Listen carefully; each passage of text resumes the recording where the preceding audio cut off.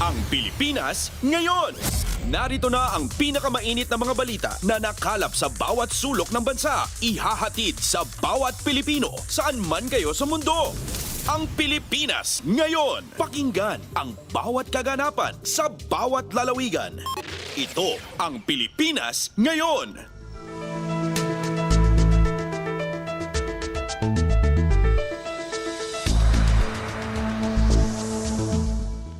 Magandang araw po sa ating mga tagapakinig. Welcome po ulit sa ating programang Ang Pilipinas Ngayon. Sa ngalan ni Ven Blones, ito po si Steph Vicente. Samahan niyo po ako sa kabuuan ng ating palatuntunan.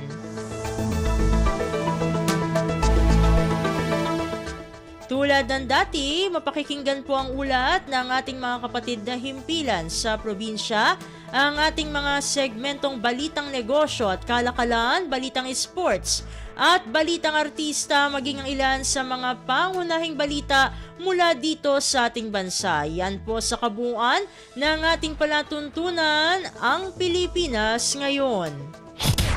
Mga kaganapan sa Kamaynilaan at mga kalapit na lalawigan dito sa Ang Pilipinas Ngayon.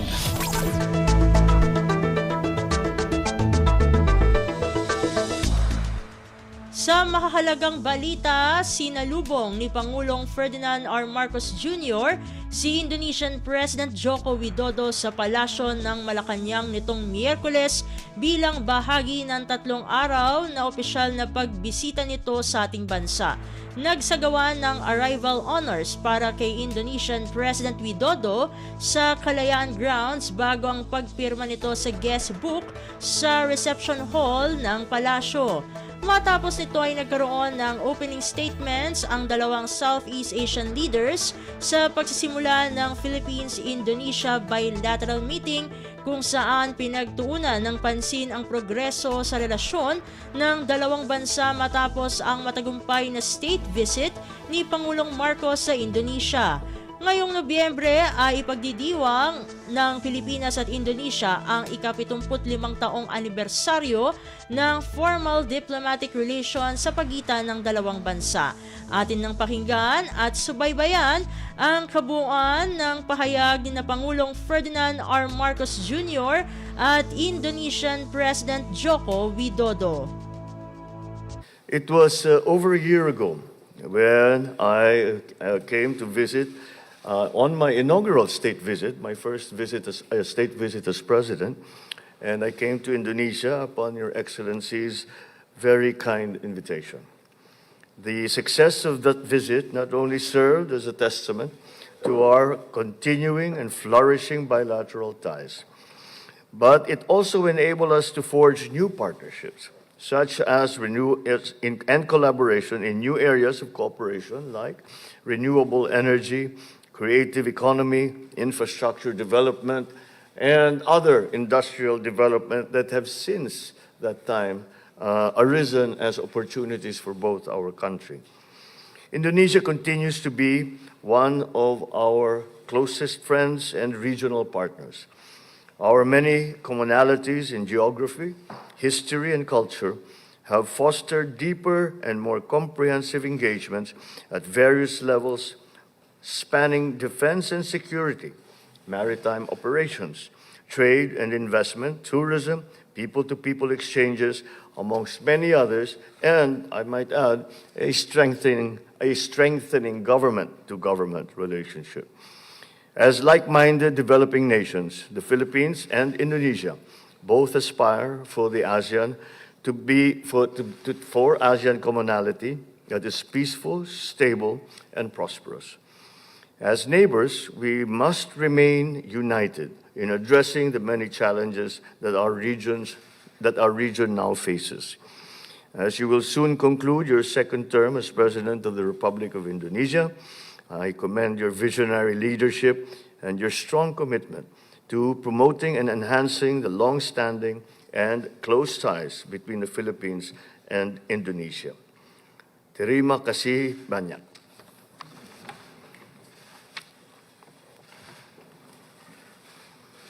Excellency, Happy New Year 2024.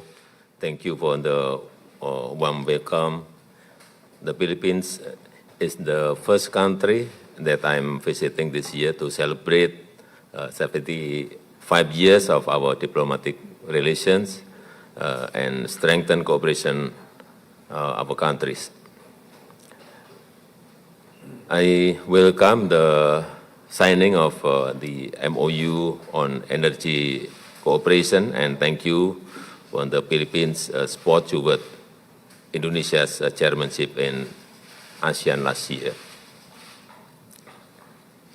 Excellency, I am delighted about positive progress about implementation of our two countries' action plan, which need to be followed up with concrete steps to strengthen collaboration, especially in two areas of cooperation. First, politics and security. I welcome the strengthening of cooperation on border security, including through joint patrols, but there are many things still need to be improved. Revision of border crossing agreement and border patrol agreement of 1975 need to be expedited.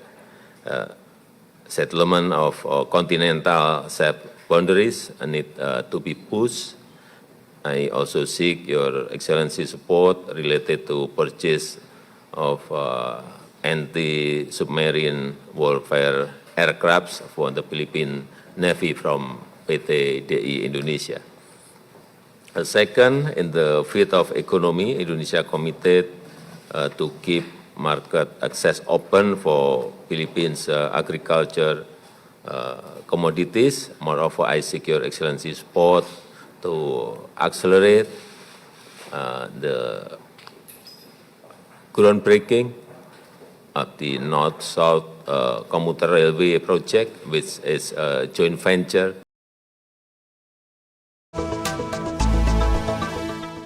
Sina Pangulong Ferdinand R. Marcos Jr. at Indonesian President Joko Widodo. Kumpleto, detalyadong balitaan, di papahuli sa mahahalagang kaganapan. Kamustahin ang inang bayan, ang Pilipinas ngayon.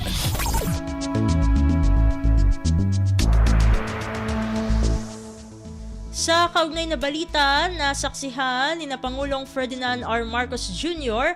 at Indonesian President Joko Widodo ang presentasyon ng isang Memorandum of Understanding o MOU na naglalayon na mapalakas at mapatatag ang relasyon sa pagitan ng Pilipinas at Indonesia sa isang seremonya sa President's Hall sa Palasyo ng Malacanang nitong Miyerkules.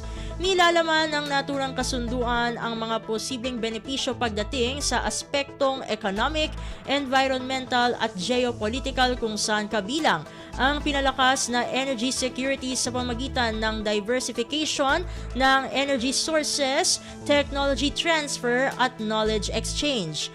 Ang nasabing MOU ay magkakaroon din ng kontribusyon sa economic growth, job creation at investment attraction. Narito naman ang leader statement ni Pangulong Ferdinand R. Marcos Jr.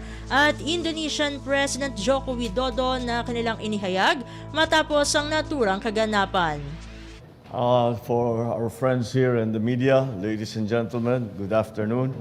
And of course, to our esteemed guests, the Indonesian delegation headed by His Excellency President Widodo. I am pleased to inform you of the results of a successful visit of the President of Indonesia, President Joko Widodo, here to Manila.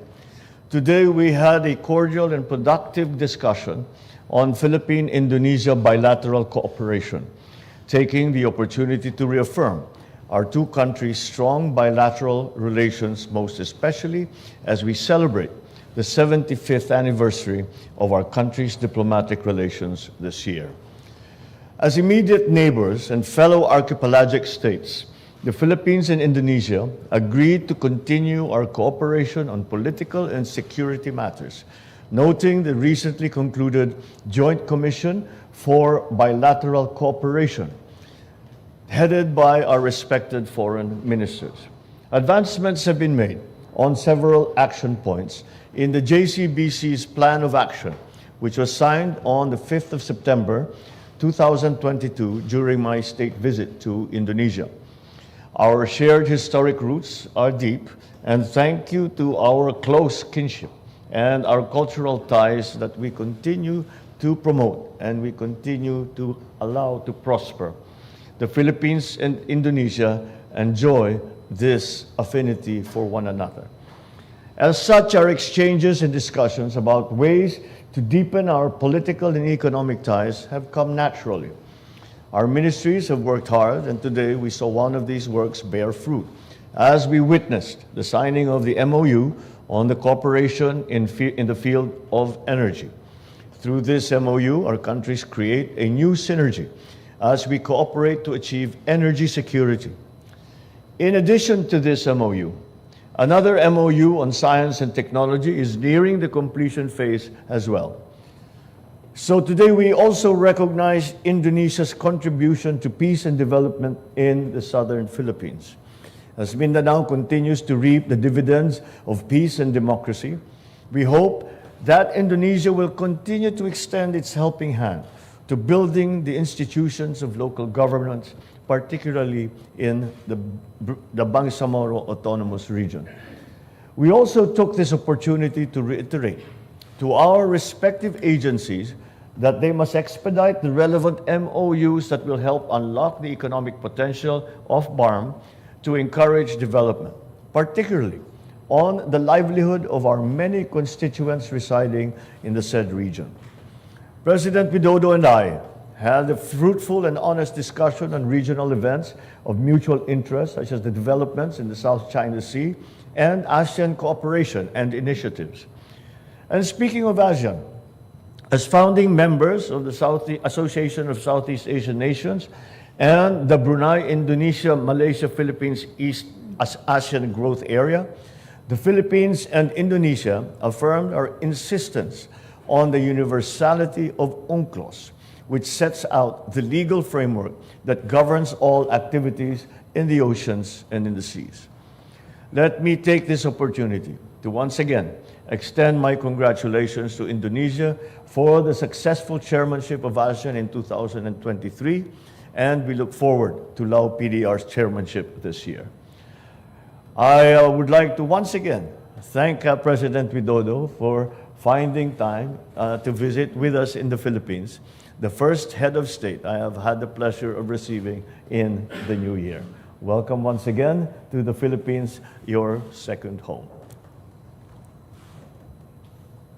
Presiden Marcos Junior, terima kasih atas sambutan hangatnya kepada saya dan delegasi.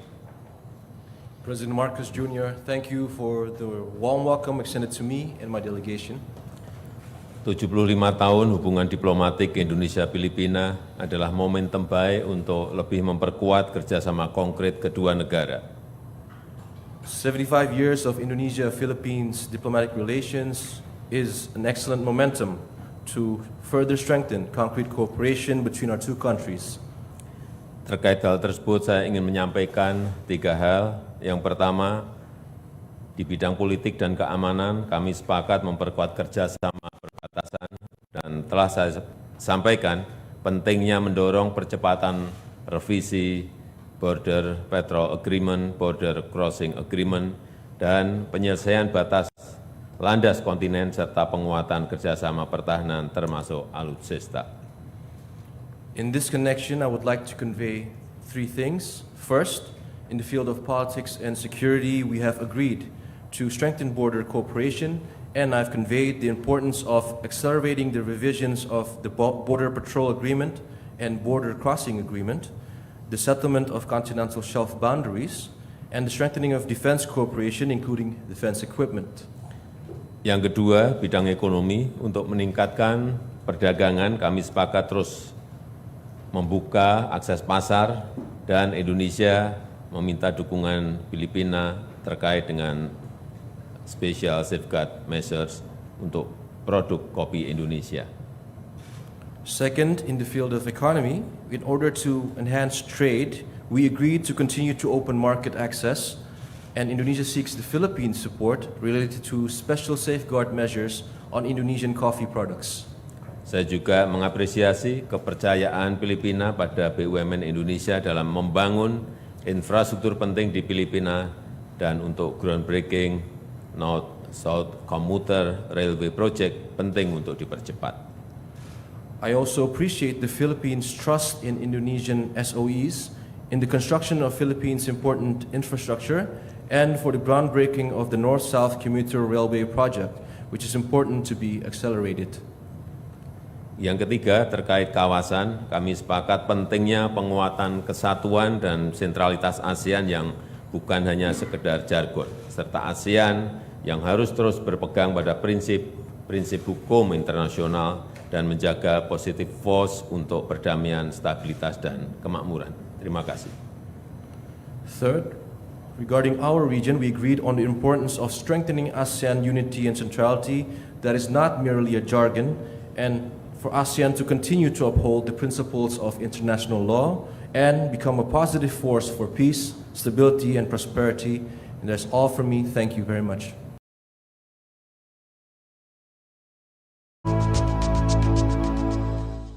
Sina Pangulong Ferdinand R. Marcos Jr. at Indonesian President Joko Widodo. Pasada ng mga balita mula sa Pilipinas para sa mga Pilipino saan man sa mundo. Ang Pilipinas ngayon. Kaugnay pa rin sa 3 araw na official visit ni Indonesian President Joko Widodo dito sa Pilipinas, pinangunahan nitong Miyerkules ni Pangulong Ferdinand R. Marcos Jr. ang isang state luncheon para kay Indonesian President Widodo sa Kalayaan Hall sa Palasyo ng Malacanang.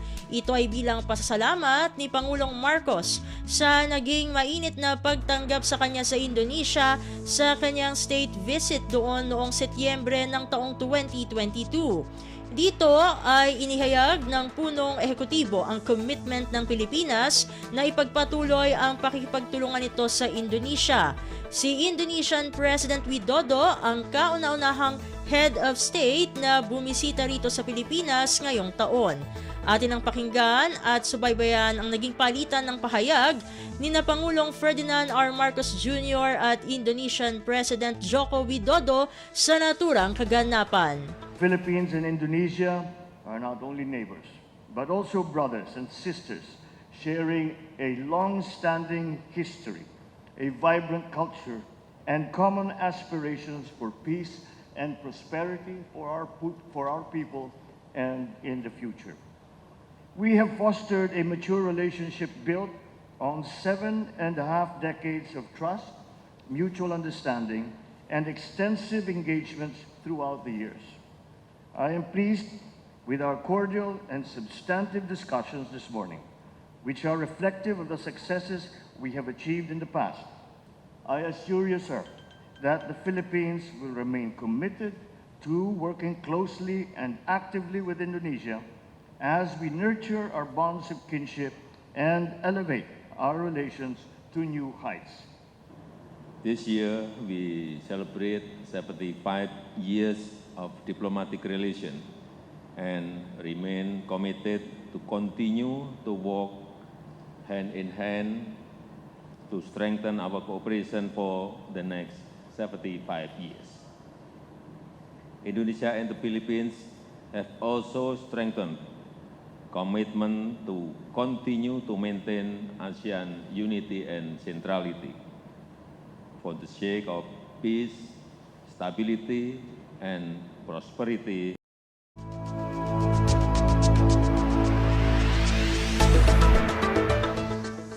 Sina Pangulong Ferdinand R. Marcos Jr. at Indonesian President Joko Widodo. Kumpleto, detalyadong balitaan, di papahuli sa mahahalagang kaganapan. Kamustahin ang inang bayan, ang Pilipinas ngayon.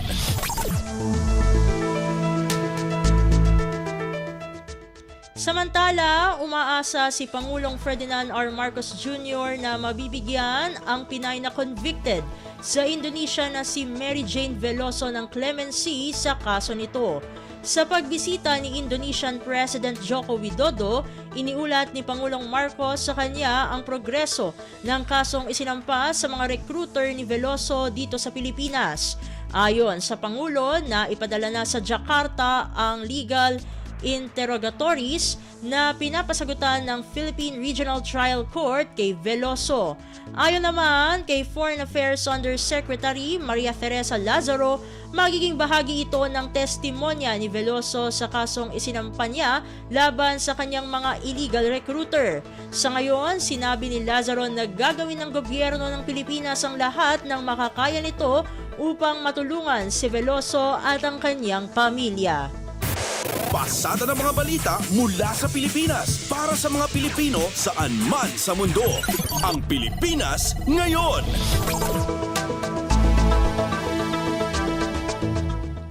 Sa iba pang mga balita, ginagawang personal na paghikayat ni Pangulong Ferdinand R. Marcos Jr. sa mga dayuhang negosyante upang maglagak ng investment sa bansa, effective strategy sa pagtaas ng bilang ng foreign investors dito sa Pilipinas. Ang detalye ng balita, ihatid sa atin ni Alvin Baltazar. Tama ang estratehiya ni Pangulong Ferdinand R. Marcos Jr. na umaakto bilang salesman na personal na nangihikayat ng mga dayuhang mamumuhunan na maglagak ng kanilang negosyo sa bansa. Sa Bagong Pilipinas ngayon, sinabi ni DTI Undersecretary Kim Bernardo Loki na napapabilis ang decision-making process ng mga foreign investors kapag ang umaharap sa kanila ay si Pangulong Marcos. Sa ganitong paraan kasi, sabi ni Loki na mismong Pangulo ng bansa ang personal na umahanap at nanliligaw sa mga mamumuhunan ay nagkakaroon sila ng kumpiyansa at katiyakan na sila ay maaalagaan mismo ng presidente. Bukod pa dito ang mga incentives na makukuha nila sa paglalagak ng negosyo sa Pilipinas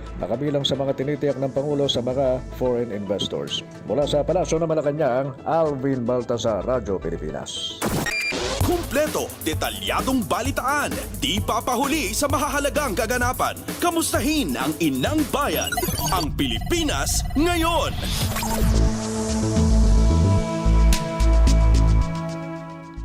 Samantala, 10.8 bilyong pisong halaga ng nakumpiskang iligal na droga noong nakaraang taon, ibinida ni Department of the Interior and Local Government o DILG Secretary Benhur Abalos. Ang kabuuang ulat, ihatid naman sa atin ni Leo Sarne. Ibinida ni Department of Interior and Local Government o DILG Secretary Benjamin Abalos Jr. na naging matagumpay ang kampanya kontra droga sa ilalim ng Administrasyong Marcos sa pagkakasabat ng mga otoridad ng kabuuang 10.8 bilyong pisong halaga ng iligal na droga noong nakaraang taon. Ito ang inihayag ni Secretary Abalos sa kanyang mensahe sa tradisyonal na New Year's Call ng mga opisyal ng kagawaran kasamang Philippine National Police sa Camp Crame kahapon.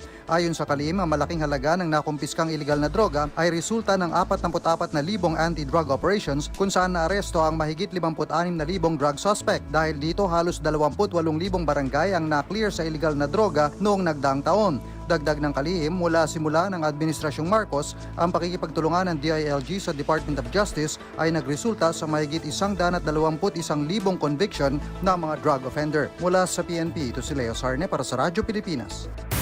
Pasada ng mga balita mula sa Pilipinas para sa mga Pilipino saan man sa mundo. Ang Pilipinas ngayon.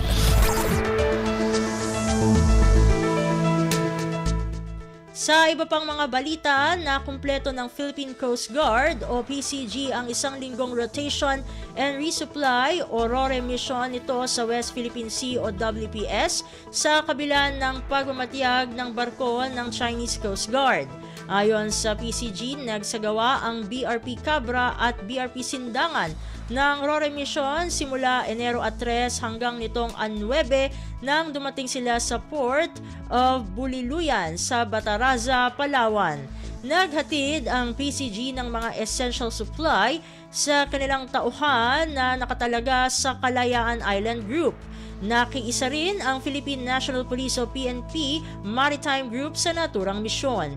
Sinabi naman ni PCG spokesperson Commodore Armando Balilo na naging maayos ang RORE mission at walang naging komprontasyon sa barko ng China. Gayunpaman, sinabi ni Balilo na nakita nila ang isang barko ng China na sumusubaybay sa mga barko ng PCG sa kasagsagan ng misyon.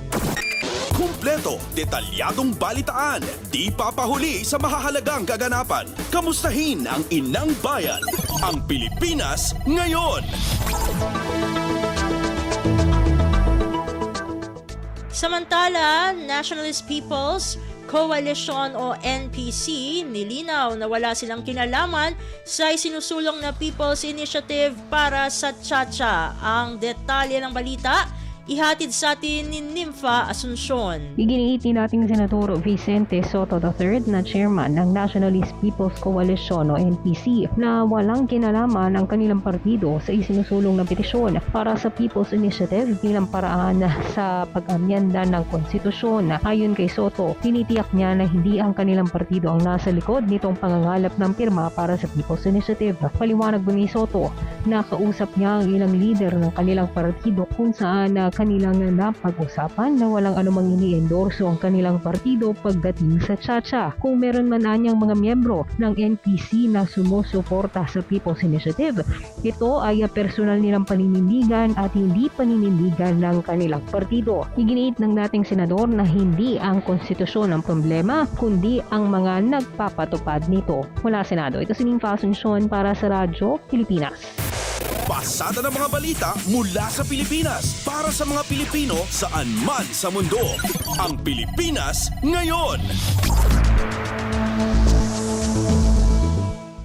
Sa balitang kamara naman tayo, House Leader hinimok ang mga senador na pakinggan ang panawagan ng business sector na reforma sa konstitusyon. Ang kabuang ulat, ihatid naman sa atin ni Kathleen Forbes. Nakiusap sa Senior Deputy Speaker at Pampanga 3rd District Representative Aurelio Don Gonzales Jr. sa mga senador na pakinggan ang panawagan ng business sector na maamyandahan ang Economic at Investment Provision ng Saligang Batas upang makalikha pa ng dagdag na trabaho at pagkakakitaan para sa mga Pilipino. Ito'y matapos maitala ang malaking pagbaba sa bilang ng mga walang trabaho noong Nobyembre ng 2023 sa 1.83 milyon mula sa dating 2.09 milyon noong Oktubre. Ani Gonzales, ang pag-akit sa dagdag pang foreign investors ang layunin ng Kamara sa pagsusulong na maamyandahan ng konstitusyon. Ilan naman sa mga business group na nagpahayag ng suporta sa charter change ang Foundation for Economic Freedom at Makati Business Club. Ito si Kathleen Forbes para sa Radyo Pilipinas. Kumpleto, detalyadong balitaan, di papahuli sa mahahalagang kaganapan. Kamustahin ang inang bayan, ang Pilipinas ngayon.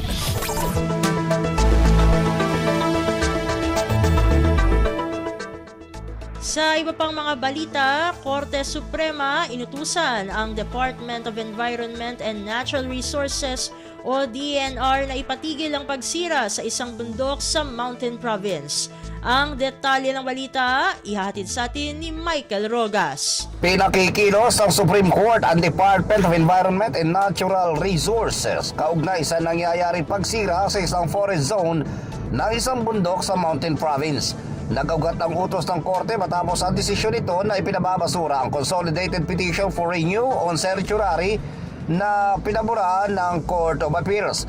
Ang naturang petisyon ay unang inihain ng isang Mario Timario at mga kasamahan nito sa isang regional trial court sa nasabing probinsya hanggang sa umakyat sila sa Court of Appeals. Ang mga petitioners na sila Robles at Rose Maliones ang umaangkin sa nasabing lupa gamit ang mga tax declaration na umano'y sila ang nagbabayad. Sila ay pinagbawalan ng Korte Suprema sa pag-convert na naturang forest zone para gawing vegetable farm.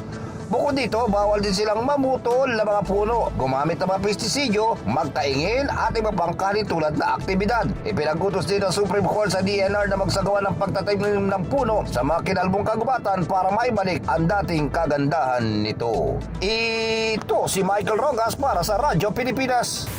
Pasada ng mga balita mula sa Pilipinas para sa mga Pilipino saan man sa mundo. Ang Pilipinas ngayon.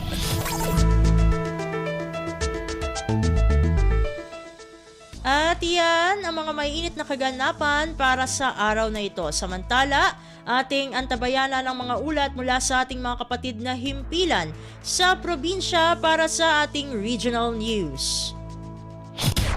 Balita mula sa lalawigan sa bawat rehiyon ng ating bayan.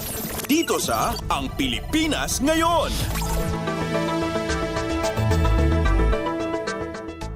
Narito na ang bugso ng ating mga regional news. Dumako muna tayo sa rehiyon ng Luzon. 7 service and repair shops sa Ilocos Norte nakapag-renew na ng accreditation ayon sa Department of Trade and Industry o DTI. Ang kabuang ulat, ihahatid sa atin ni Rani Dorilag mula sa Lawag. Iyaw-awis ti Department of Trade and Industry kadagiti employer ken empleyado dagiti service and repair shop nga agaplikar wenno agpabaro ti accreditation. Diti din batad ni Consumer Protection Division Chief Dominador Alberto iti DTI Ilocos Norte. Kunana at tinasao nga dangget adday ti baben iti Presidential Decree 1572. Inberad ni Alberto asagop ti PD 1572 dagiti electrical shops, machine shops, electronic shops ken dagiti pagtarimanan ti lugan ken motorsiklo. Sigon kini Alberto, baben ti kadda ti accreditation ket maipayan ti proteksyon dagiti consumer nga agpatarimaan ka dagiti perdi nga gamit wenno behikulo dagitoy. Baben ti accreditation ket masapul a matarimaan dagiti patarimanda ken naragsak dagiti customer aron wenno gawid manipod iti pasdek. Idagdama addan ti 7 service and repair shop ti nagpabaron iti accreditation manipod iti DTI. Manipod iti Radyo Pilipinas Lawag, Rani Dorilag para sa Radyo Pilipinas World Service. Balita mula sa lalawigan sa bawat rehiyon ng ating bayan. Dito sa Ang Pilipinas Ngayon.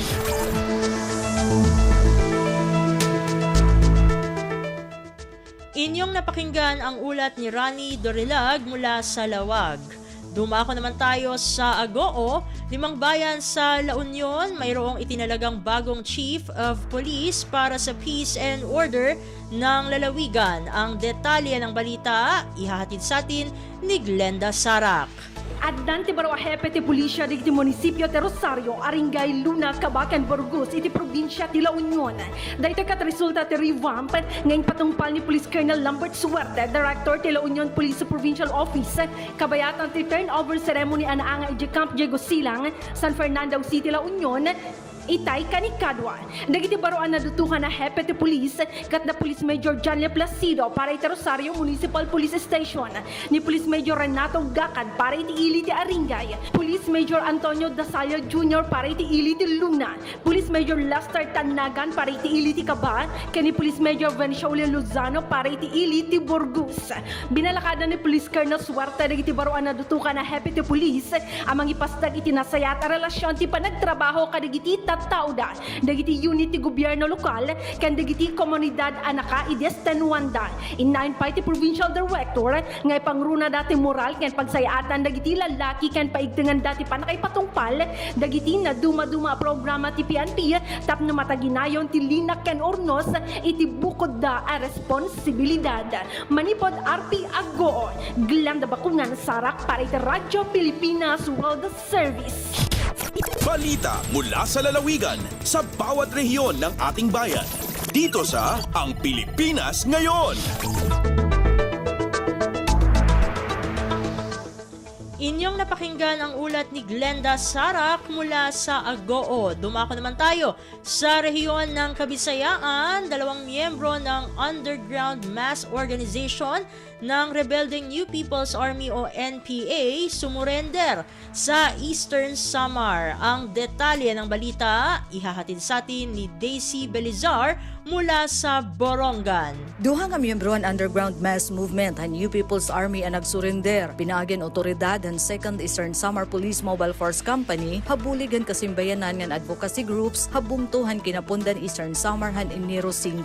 Sumala kan Lieutenant Colonel Marino Estonio, Commander han ESPMFC. Ang duha nga ugmo in parihong miyembro han batakang organisasyong partido, hailarom han apoy platoon nga pinamumunuan han Secretary han Sub-Regional Committee sa Sami Eastern Visayas Regional Party Committee ng Martin Kulima nga namatay ha engkwentrohan militar Barangay San Gabriel Borongan han Sabado. Ang duha nga FR in magpapabili na kustudiyahan PNP. Samtang prinoproseso ang mga dokumento agud makatagamtam han Enhanced Comprehensive Local Integration Program. Sigun pa kan Lieutenant Colonel Estonio ang duha in pariho biktima hin mali nga idolohiya. Kasumpay hini nagpatapod ang opisyal nga ang PNP in andam bumulig ha iba pa nga rebelde nga karuyag bumalik hapiud han gobyerno. Tika nga Borongan City, ini Daisy Lalosa Bilizar para Radyo Pilipinas World Service.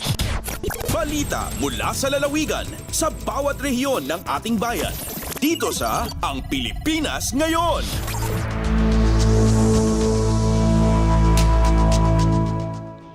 Inyong napakinggan ang ulat ni Daisy Belizar mula sa Borongan. Pumunta naman tayo sa rehiyon ng Mindanao, patuloy na edukasyon tungkol sa teenage pregnancy, HIV/AIDS, pang-abuso ng droga, kalusugan ng kaisipan at iba pang issue ng mga kabataan isinusulong sa lungsod ng Cagayan de Oro. Ang detalye ng balita ihatid sa atin ni Feza Orellana mula sa Cagayan de Oro.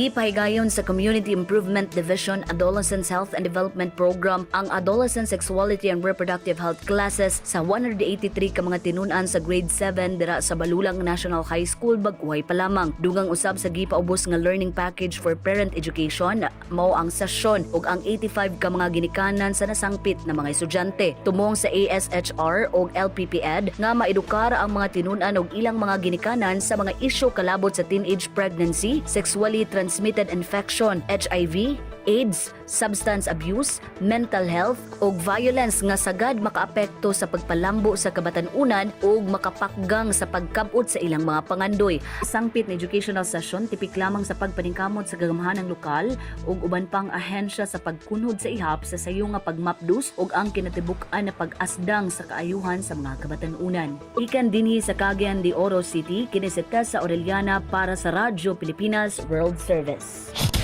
Balita mula sa lalawigan sa bawat rehiyon ng ating bayan. Dito sa Ang Pilipinas Ngayon.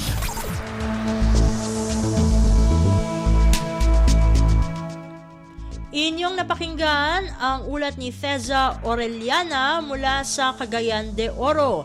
Pumunta naman tayo sa Zamboanga, National Housing Authority o NHA at lokal na pamahalaan ng Zamboanga pinangunahan ang paggawad ng mga housing units sa mga biktima ng sunog noong taong 2018. Ang kabuang ulat ihahatid sa atin ni Bless Eboyan. Gipangunahan sa tulunghaan sa National Housing Authority o NHA o gagamhanang lokal sa Zamboanga City ang pag-turnover sa anaa sa kapin sa 160 ka mga housing units sa unang batch sa mga pamilya nga nasunugan sa Barangay Labuan kaniadtong tuig 2018. Kauban sa NHA nga nanguna sa aktibidad si Zamboanga City Mayor John Dalipe nga naghatag og mensahe sa mga resypiente nga magpadayon ng ilang pagpaningkamot aron mahuman ang nahibiling unit sa mismong proyekto. Adunay 163 ka units ang kalakip sa Phase 1 sa housing units nga ilalom sa Labuan Seabreeze Housing Project, ang relocation site nga gisaad sa niaging Duterte administration sa mga pamilyang nasunugan. Kini nga proyekto gipondohan sa NHA ilalom sa Calamity Housing Assistance Program nga anaa sa 18,030 square meters nga yuta nga gihatag sa kagamhanang lokal. Mukabat sa 81.20 million pesos ang budget ni ining proyekto ug ang pag-turnover gitambungan usab sa mga lokal nga opisyales sa Zamboanga, mga empleyado sa NHA, miyembro sa City Council o mga barangay official sa Barangay Labuan, Zamboanga City. Gikan diri sa Radyo Pilipinas Zamboanga, kini si Bless Iboyan para sa Radyo Pilipinas World Service. Balita mula sa lalawigan sa bawat rehiyon ng ating bayan. Dito sa Ang Pilipinas Ngayon.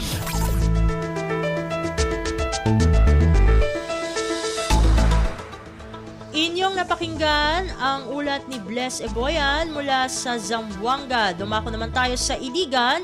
3.7 milyong pisong pabuya alok para mahuli ang mga pumaslang sa isang broadcaster sa Misamis Occidental.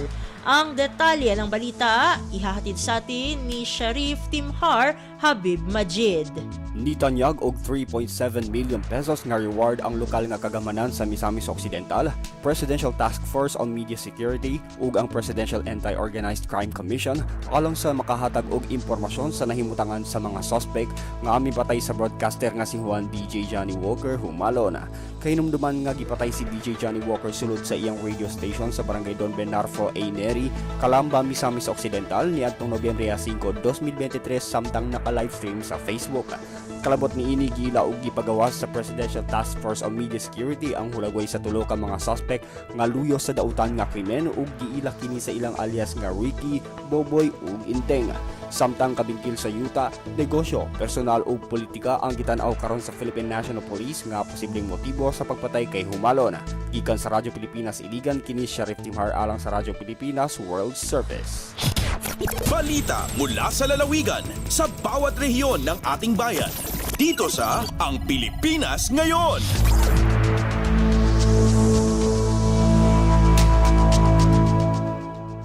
At inyong napakinggan ang ulat ni Sharif Timhar Habib Majid mula sa Iligan. Dito na natatapos ang ating regional news. Narito naman ang ating segmentong Balitang Negosyo at Kalakalan na ihahatid sa atin ng ating kasamang si Bea Gaza. Lagay ng ekonomiya, kalakalan, negosyo at iba pa. Atin ang alamin dito sa Ang Pilipinas Ngayon. Magandang araw, narito ang balitang negosyo at kalakalan. Inaasahan ng Pilipinas na magiging isa sa fastest growing economies sa East Asia at Pacific sa susunod na 2 taon. Sa inilabas na Global Economic Prospects Report nitong Miyerkules, sinabi ng World Bank na nananatili ang Philippine Economic Growth Forecasts nito noong 2023 hanggang 2025. Para sa 2024 at 2025, inaasahan ng ekonomiya ng Pilipinas na lalaki sa 5.8%. Ayon sa World Bank, inaasahan ng services sector bilang pangunahing growth driver para sa taong kasalukuyan. Sinusuportahan ito ng pagrekubre ng tourism sector at ang patuloy na pamamayagpag ng information technology and business process outsourcing industry.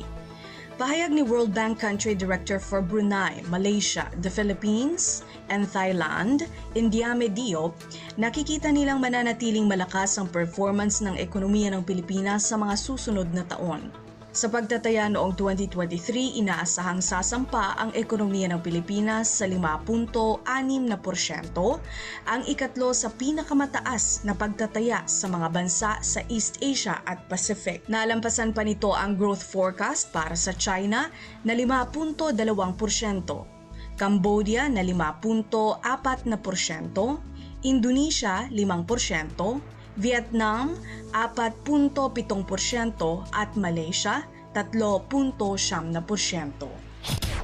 Lagay ng ekonomiya, kalakalan, negosyo at iba pa. Atin ang alamin dito sa Ang Pilipinas Ngayon. Ayon sa ekonomista, Pilipinas ang pinakanahirapan pagdating sa paghihigpit ng monetary policy at inflation kumpara sa ibang mga bansa sa ASEAN. Ngunit nagawa ng bansa na maibsan ang epekto ng mga hamon sa ekonomiya.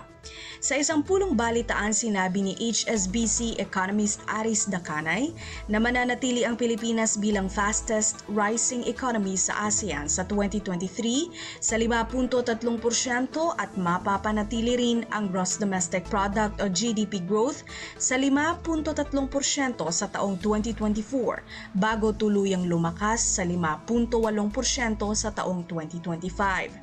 Tumaas ang pagtataya para sa Pilipinas sa pinakahuling GDP outlook ng HSBC mula sa 4.8% para sa taong 2023 sa 5.2% naman para sa taong 2024. Naiwan ang GDP forecast para sa 2025. Mas mataas ang HSBC Philippine GDP growth projection sa 2023 kumpara sa mga bansang Vietnam at Indonesia na parehong nasa 5%, Malaysia sa 4.1%, Thailand sa 2.5% at Singapore sa 1.2%. Binigyang diin ni Dacanay na patuloy na susuportahan ng labor force ang ekonomiya ng bansa sa pamamagitan ng consumption. Makakatulong din ani Dacanay ang pagpapalawig sa Executive Order o EO10 hanggang ngayong taon. Ang pagbabawas ng taripa sa baboy, mais at bigas ang magbabalik sa inflation sa target ng pamahalaan na nasa 2 hanggang 4%. Lagay ng ekonomiya, kalakalan, negosyo at iba pa. Atin ang alamin dito sa Ang Pilipinas Ngayon. Aakyat ang Philippine export sa 40% para habulin ang mahigit 140 bilyong pisong export revenues target para sa 2024 sa ilalim ng Philippine Export Development Program o PEDP, ayon sa Department of Trade and Industry o DTI. Sa isang panayam, sinabi ni DTI Export Marketing Bureau o EMB Director Bianca Saikimte na inaasahang bababa ang export performance ng bansa sa 2023 dahil sa paggalaw sa global market. Sa ilalim ng PEDP, nasa 126.8 billion US dollars ang target na export revenues para sa 2023. at $143.4 billion sa 2024.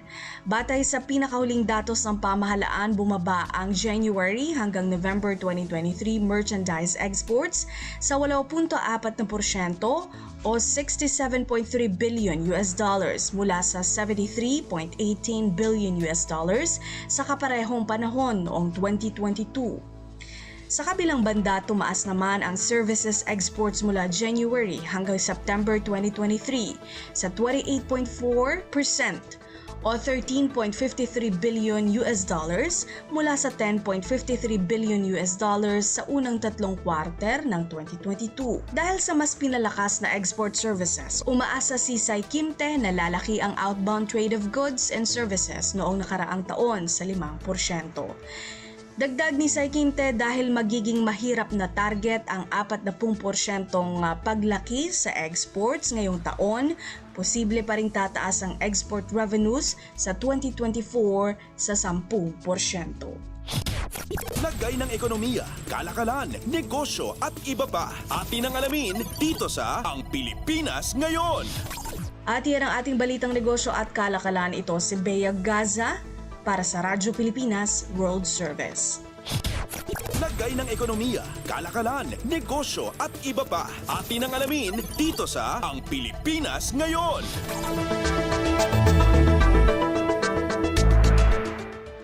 Maraming salamat, Bea, para sa ating segmentong Balitang Negosyo at Kalakalan. Narito naman ang ating segmentong Balitang Sports na ihatid naman sa atin ni Win Peñano. Updates at pinakahuling mga usapin sa mundo ng palakasan. Atin ang pakinggan dito sa Ang Pilipinas Ngayon. Magandang araw, narito na ang mga nangungunang balita sa larangan ng palakasan. Magsisilbing captain ng Asia All-Stars team si Filipino bowler at Levanga Hokkaido point guard Dwight Ramos na inaasahang makikipagsagupaan sa Young Stars ng Japanese Basketball League. Makakasama ni Ramos ang 8 pang Filipino imports na sina RJ Abarrientos ng Shinshu Brave Warriors, ang Ravenna Brothers na sina Kiefer at 30 na naglalaro para sa San Enia Phoenix at Shiga Lakes, at ang big men na sina Greg Slaughter, Kai Soto at Carl Tamayo na nagsisilbing mga tore sa Rising Zephyr Fukuoka, Yokohama B Corsairs at Ryukyu Golden Kings. Included din sa Asia All-Star squad sina Ray Parks Jr. ng Nagoya Diamond Dolphins at Matthew Wright ng Kyoto Hanaris na kamakailan lamang ay nakasama sa 1,000 point club ng B-League.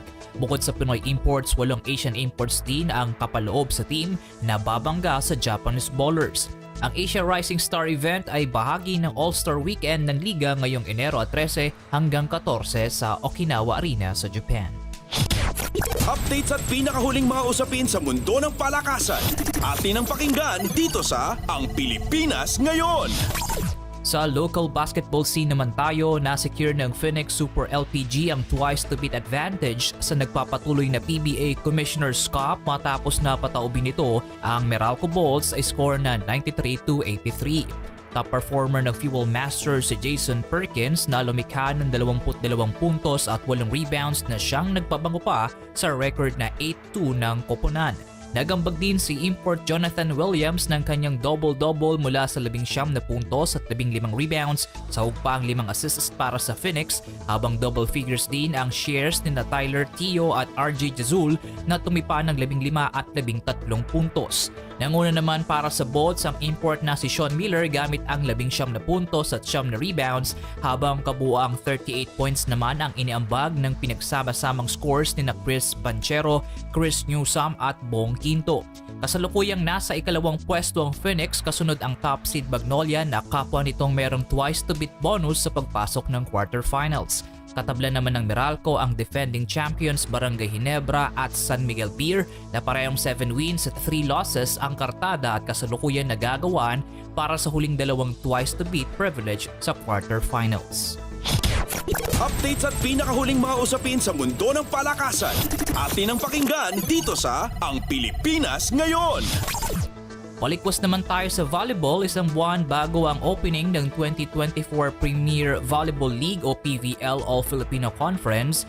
4 pang players mula Petrogas Angels ang nagdesisyong lumipat bakod. Sa social media page ng GAS, inanunsyo nito ang pagkalas ni na opposite sparker G. Gervasio, outside hitter Gretzel Soltones at Des Clemente at hitter Ginoo bilang miyembro ng Angels squad. Pinasalamatan ng GAS Angels Management ang 4 na players mula sa kanilang serbisyo at suporta sa koponan sa loob ng ilang taon. Para punan ng mga nabakanting pwesto, kinuha naman ng Petrogas ang serbisyo ng dating F2 Logistics Cargo Movers players na sina Ethan Arce at Joy Tacoron. Pumirma na rin ng kontrata sa GAS Angels si opposite hitter Michelle Moronte na dating miyembro ng PLDT Home Fiber High Speed Hitters. Updates at pinakahuling mga usapin sa mundo ng palakasan. Atin ang pakinggan dito sa Ang Pilipinas Ngayon.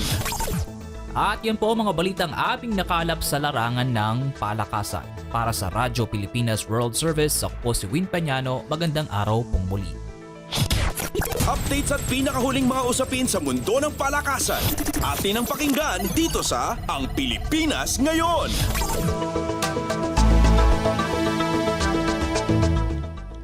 Maraming salamat, Win, para sa ating segmentong Balitang Sports. Samantala, narito na ang mga latest chika sa ating segmentong Balitang Artista kasama ang nag-iisang si Mama JT. Ang latest, ang hottest sa showbiz and entertainment. Heto na sa Ang Pilipinas Ngayon. Halo! Magandang araw sa ating mga chismoso at chismosang nag-aabang ng ating balitang artista. Nandito na si Mama JT para magatid ng mga trending na balita sa mundo ng showbiz. O ito na ang ratsyada ng mga chika. Ito, newsflash. Single pa rin hanggang ngayon ang singer-producer at itinuturing na original concert queen na si Pops Fernandez. Kahit matagal nang walang bagong pag-ibig ang concert queen, welcome at very open naman siya kung sakaling darating na ang kanyang Mr. Right. Si ni Pops, happy at kontento naman siya kahit walang love life dahil kasama niya ang mga anak at ang kauna-unahan niyang apo kay Robbie Nivera na si Baby Phineas Atlas Acoba Nivera. And sa isang press con para sa kanyang nalalapit na Valentine's concert at anniversary concert, inamin nito na bukas pa rin ang kanyang puso sa bagong pag-ibig. Pero hindi naman daw siya naghahanap sa ngayon. And sa isang bahagi ng press con na yun, natanong din si Pops tungkol sa relasyon nila ngayon ng ex-husband niyang si Martin Rivera at kung nagkakaroon pa rin ba sila ng tampuhan. Sagot ni Pops, quote and unquote, natawa ko kasi parang recently lang pero huwag na yon. Hindi naman yun mawawala sa amin because we are in separate situations. Anya, hindi naman siya nagkukunwari na maayos ang kanilang relasyon. Ang mahalaga ay kung paano nila hinaharap ang mga problema. Pagpapatuloy ni Pops, quote and unquote, sometimes we just time always heals, di ba? Yun na nga, because I think we choose to always be okay. Nasisettle naman siya and we settle everything privately and we deal through all those misunderstandings privately also. Yun ang kanyang paliwanag. And inamin naman ng singer-actress na hindi rin naging madali para sa kanya ang makapag-move on at matanggap ang paghiwalay nila ni Pops. Quote and unquote, sabi ni Pops Fernandez, that is a lot of mind conditioning. I have to be honest syempre that's very painful. So a lot of mind conditioning and acceptance. You have to get to a level na kailangan sobra ka ng strong to accept it. I said it before, it took a lot of years because again, ayokong balikan yung pain. Pero it has to be mentioned para alam ng mga tao na hindi ganon kadali for those who are probably going through the same thing I went through. Hindi siya madali pero posible, di ba? Because it's totally up to you rather than mag-aaway kami. Ayoko naman parati kaming mag-aaway for the sake of our children who are still very young then. And mas maganda na mas okay kami, and again, it's not easy. If it's easy, those things are emotions, are never been so easy, so you have to condition yourself and you have to accept it. And again, you have to be strong enough to admit it to yourself. Yan yung kanyang paliwanag sa nasabing press con. At natutuwa pa rin magpasa hanggang ngayon si Pops kahit matagal na siyang hiwalay kay Martin ay marami pa rin ang bumabating mga fans nila ng happy anniversary tuwing June 28. Sabi ni Pops, sobra akong grateful na maski alam nila na medyo baka hindi na yun mangyari, they're still there at naiintindihan nila yung situation namin. Ang magandang nangyayari sa amin, a couple of years ago, I posted something on my Facebook kasi naaliw ako na every June 28 naaalala pa nila at sineselebrate pa nila ang anniversary namin ni Martin. And kami ni Martin hanggang ngayon, ang batian na lang namin sa June 28, hey, happy June 28 because I know that we have fans that still celebrate it and still a big deal for them, and thank you that they accept us for our situation now.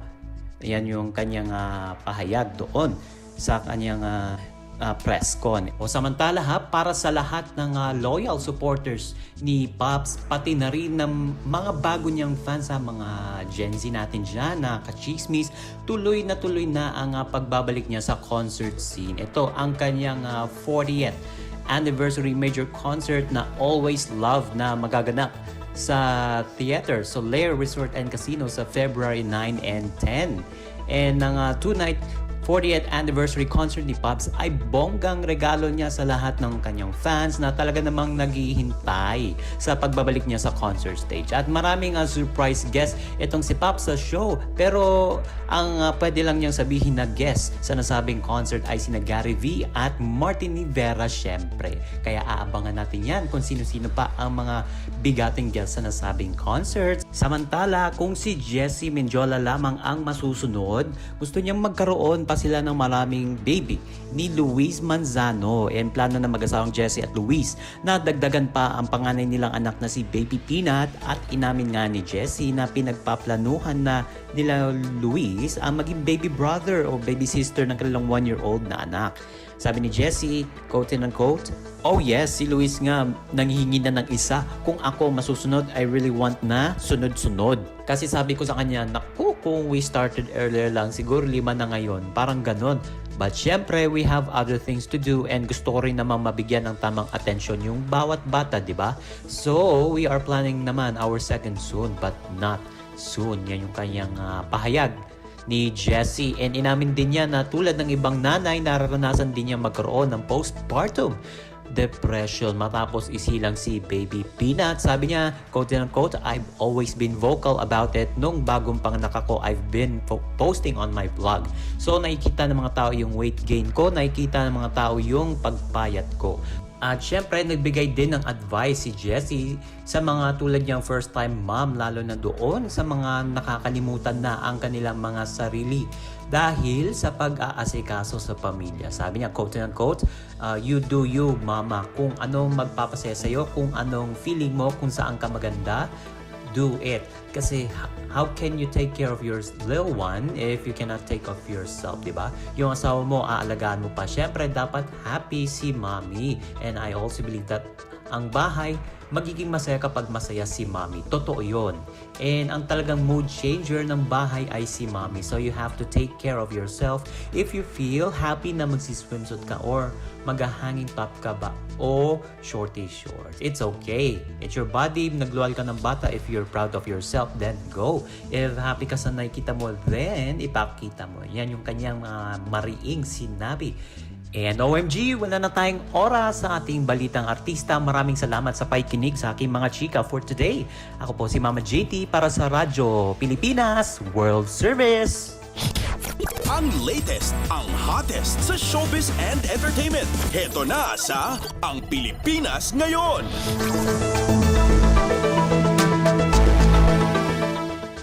At yan po ang kabuuan ng ating programa para sa araw na ito. Samantala, magpapasalamat muna tayo sa ating mga nakasama sa ating transmitter site sa Tinang. Sa studio, kasama natin sina Milo Janela, Susan Aison at Anthony Pimentel. Maraming salamat din sa mga naghatid ng mga ulat mula sa Kamaynilaan at mga probinsya, pati na rin ang naghatid sa atin ng segmentong Balitang Negosyo at Kalakalan na si Bea Gaza at ng segmentong Balitang Sports na si Win Peñano, maging maging ang naghatid sa atin ng segmentong Balitang Artista na si Mama JT. At syempre, maraming salamat sa ating station manager na si Mr. Ray Sampang. Maraming salamat po hanggang sa susunod na edisyon ng ating palatuntunan. Huwag kalimutang mag-like, mag-follow at mag-subscribe na sa mga social media account ng Radyo Pilipinas World Service upang maging laging updated sa mga mahahalagang balita. Sa ngalan ni Ven Blones, ito po si Steph Vicente. Mabuhay po tayong mga Pilipino.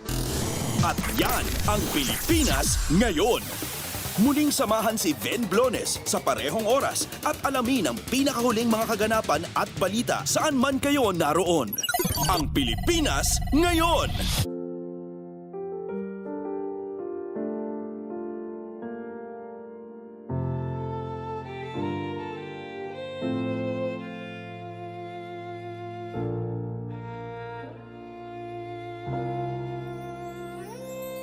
Ang tanging may pamamaan ako'y edukasyong Pilipino. Tinuturong galing at talino para maabot ang pangarap mo.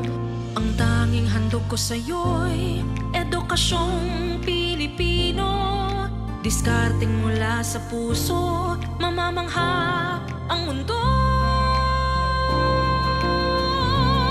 Matatag na mga guro, matatag sa mga pagsubok, matatag na mga mag-aaral, matatag na talino'y umiiral. Hinaharap ang hirap, walang takot sumugod, humahanap ng solusyon, ipaglaban ang edukasyon.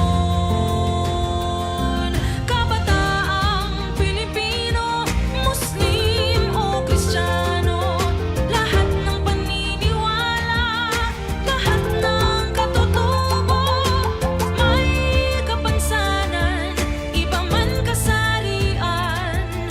Ang ating pag-aaral ay ating karapatan. Ang ating pag-aaral, pang-ahon sa kahirapan. Matatag na mga guro, matatag sa mga pagsubok, matatag na mga mag-aaral, matatag na talino'y umiiral. Hinaharap ang hirap, walang takot sumugod, humahanap ng solusyon, ipaglaban ang edukasyon. Ang tanging alay ko sa'yo'y edukasyong Pilipino. Matapat ng pamamaraan, maunlad na kinabukasan.